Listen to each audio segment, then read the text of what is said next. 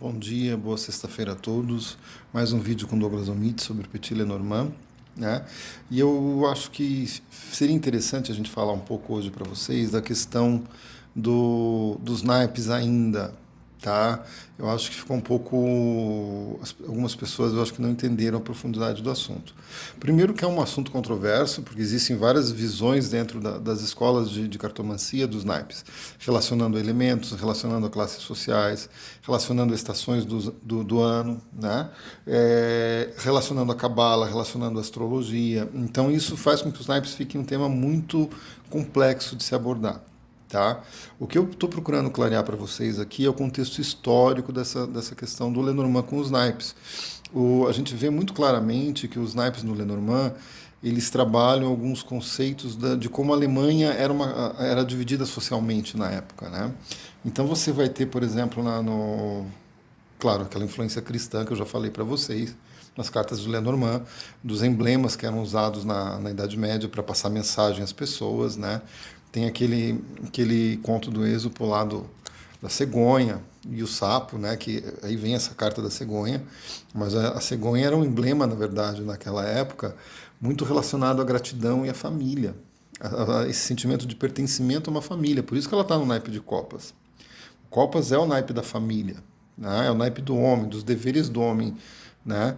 Então, e tem aquele conto, né? O conto da cegonha e do sapo, para quem não conhece, vou falar rapidinho para vocês. Existia uma lagoa lá, e nessa lagoa os sapos, eles queriam um rei. E daí Zeus deu um rei para eles, que era um pedaço de tronco, uma árvore, um pedacinho de tronco lá. E o rei não fazia nada, ficava lá boiando na lagoa. Eles elegeram o rei lá, e o rei não fazia nada, que era o tronco, que era um pedacinho de tronco.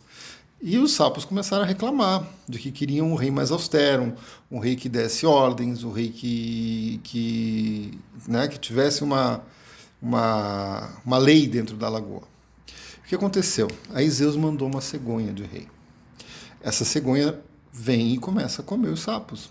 O sapo faz isso, você vai lá e pau, mata um sapo. O sapo pula, o outro sapo vai lá e pega. Tanto que a carta original do Petit Lenormand, lá do Jogo da Esperança, do Johann Caspar Jesper, lá, ele tem uma cegonha com um sapo na boca. Né? Então esse conto tem relação com a carta. E aí os sapos ficam desesperados. Né? Meu Deus, Zeus, por favor, o que quer esse rei que você mandou pra gente? Ele mata todo mundo, ele é um rei tirano, né? E o conto justamente fala dessa questão de cuidado com o que pedes, que você pode alcançar, você pode chegar. Esse simbolismo da cegonha, ele é posterior de nascimento, de trazer o bebê, né? Então é um símbolo posterior. Ela estava muito relacionada à gratidão e ao pertencimento à família, por isso no naipe de copas. O naipe de copas, muita gente fala, o naipe de copas é o naipe do amor, é o naipe do romantismo. Gente, não existia romantismo naquela época. A mulher era vista como uma criança. Era uma sociedade misógina, machista. Então a mulher, ela não era vista como um ser que se deve ser amado. Ela era vista como um ser que deve ser domado, deve ser cuidado. Era vista como uma pessoa frágil, entendeu? Então o amor, ele não vai estar relacionado ao copas, no amor romântico como nós vemos hoje, o amor de um homem e uma mulher, de um casal, não está no copas assim. Na realidade, não tinha essa visão de amor, né? Na realidade, a mulher tinha que ser educada. Tanto que a mulher ela está em espadas, por quê? Porque ela é o as de espadas, o as, eles são o início e o fim de cada naipe, porque ela justamente fala isso. Você veja, tem aqui, ela tem que ser protegida, ó. A virtude dela tem que ser protegida, ela tem que ser isolada de uma torre para a virtude estar protegida. Esse é o naipe da vida da mulher daquela época. Qual que é a comunicação que a mulher tem que ter? Através de cartas. Como que ela se comunica, se expressa? Então ela tem que ser educada nas festas sociais, ó, nos jardins onde aconteciam aqueles encontros naquela época, com músicas, com poetas, com filósofos. Então a mulher tinha essa visão naquela época que a mulher tinha que ser educada nesses encontros, através de cartas, de ser letrada, para poder se tornar uma mulher virtuosa. Claro que aqui nós estamos falando de uma mulher, né, virtuosa da classe deles lá. Naquela época, né, da classe burguesa, a nobreza tinha essa visão, tá?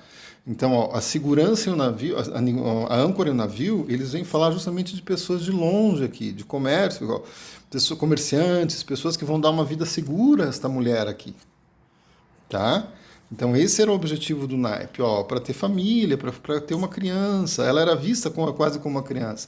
A criança aqui, ela está muito se referindo também, no sentido do naipe, é claro, as meninas novas, de 15 anos, 13 anos, que naquela época na Alemanha existia uma lei que só poderia casar depois dos 22 anos. Mas elas começavam a frequentar essas festas. Cadê as festas? Aqui. Ela começava a frequentar essas festas por volta dos 15 anos para arranjar os pretendentes, para fazer as alianças de casamento, entendeu? Esse então é o naipe da vida da mulher naquela época, a mulher de uma classe alta, né, de uma classe que tinha posses. Por isso que a gente vê aqui, ó, o rei de espadas como sendo a carta da sexualidade na escola europeia. Por quê? Porque ele corteja a rainha de espadas, que é a mulher virtuosa, é a mulher pura, virtuosa, casta, a mulher que se tem para casar, tá? Então esse é o naipe realmente da vida da mulher, que é um naipe mental, um naipe de educação, é um naipe de onde ela vai ter contato com festas, ela vai ter... Então é o naipe da comunicação, é o naipe das festas, é o naipe das alegrias, é um naipe leve, dentro do Lenormand, tá? Então ele tem cartas neutras para positivas, né? Tá? Então sabe, ele foge um pouco daquele contexto que você vê, por exemplo, no tarô, do naipe de espada ser um naipe mental, tá bom? Quando a gente pega o naipe de copas, você veja, a gente está falando da vida do homem.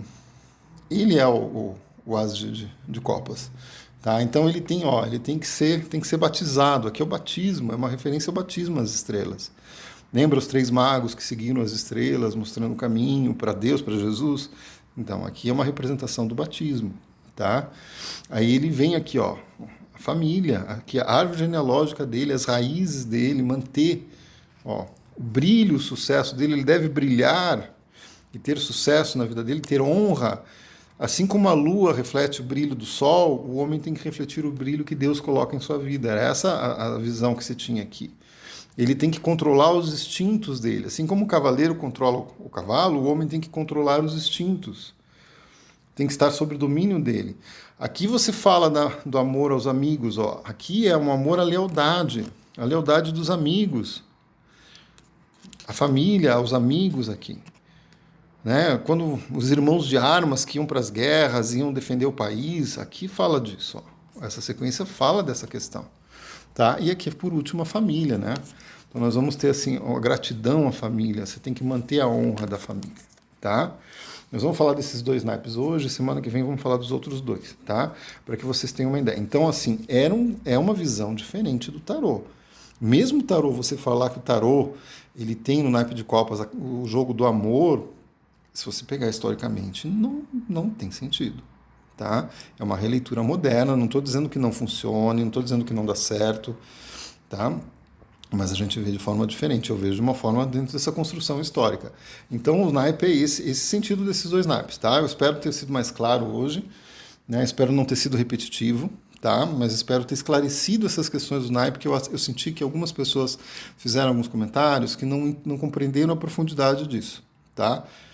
O processo ele é mais profundo, é um processo de formação histórica, a gente tem que entender isso. Ah, mas eu tenho que usar isso? Não, você tem que usar do jeito que você quiser, do jeito que a tua intuição bater, do jeito que a tua consciência te guiar, digamos assim, da forma de você lidar com o Lenormand, tá? Mas você entender esse processo histórico, dessa formação, e a partir disso você vai entender melhor as leituras. Você pode, depois nós vamos falar disso, outro dia eu falo dessa questão, de você guiar uma leitura pelos naipes.